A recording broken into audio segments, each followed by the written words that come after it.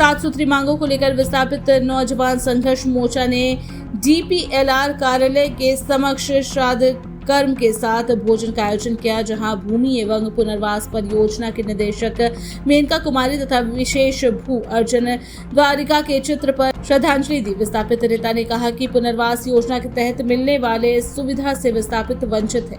उन्होंने कहा कि विभाग द्वारा पुनर्वासित लोगों को पर्चा दिलाने में गोलमाल किया जा रहा है, दलालों के माध्यम से लूटा जा रहा है। हमने इसकी जांच उच्च स्तरीय समिति से करवाने की मांग की है। उन्होंने कहा कि जो भी पर्चा जारी किया गया है उसकी न्यायिक जांच हो ताकि धांधली का पता चल सके।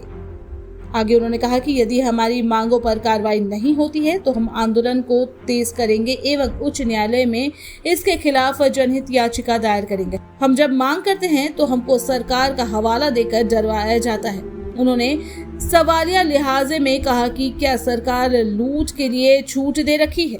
विस्थापित नौजवान संघर्ष मोर्चा द्वारा यह घोषित कार्यक्रम था कि आज हम लोग DPLR निदेशक और विशेष भोजन पदाधिकारी को श्रद्धांजलि देंगे, साथ ही दरिद्र भोज भी हम लोग यहाँ करेंगे।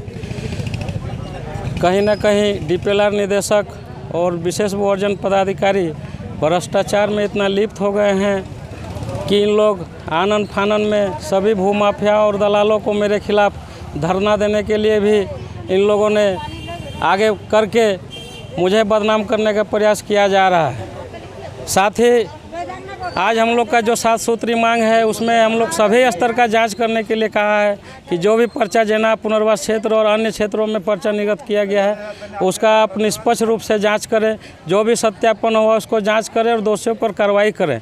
लेकिन ये लोग इतना पैसा खा लिए हैं कि उन पर कार्रवाई करने के बजाय भूमाफिया और दलालों को बचाने का काम इन लोग कर रहा है और खुद को भी उन लोगों के पीछे छिप करके उन लोग को संरक्षण दे करके खुद को भी बचाने का प्रयास कर रहा है।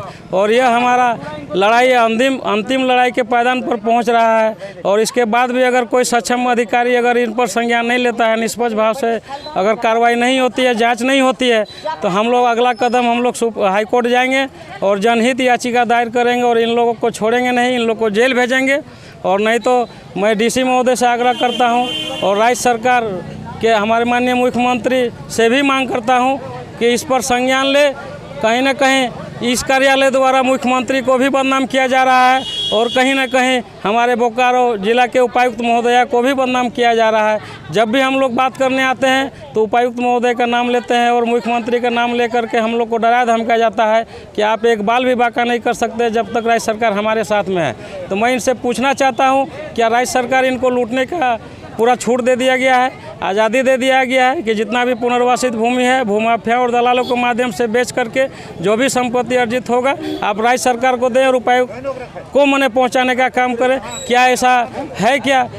तो मैं ये जानना चाहता हूं और मैं मांग करता हूं कि अगर ऐसा कुछ नहीं है तो उपायुक्त महोदय से मैं भी आग्रह करूंगा और माननीय मुख्यमंत्री से भी आग्रह करूंगा कि इस कार्यालय पर जल्द से जल्द संज्ञान ले और उच्च स्तरीय जाँच कराए ताकि तथ्य के साथ सारे सच्चाई सामने आ जाएगी और भूमाफियाओं पर भी कार्रवाई हो, दलालों पर भी कार्रवाई हो और जो अधिकारी गलत किए हैं, कर्मचारी गलत किए हैं उन पर भी कार्रवाई हो और कार्रवाई करते करते इन लोगों को जेल भी भेजने का काम करे। यही हम लोग मांग कर रहे हैं।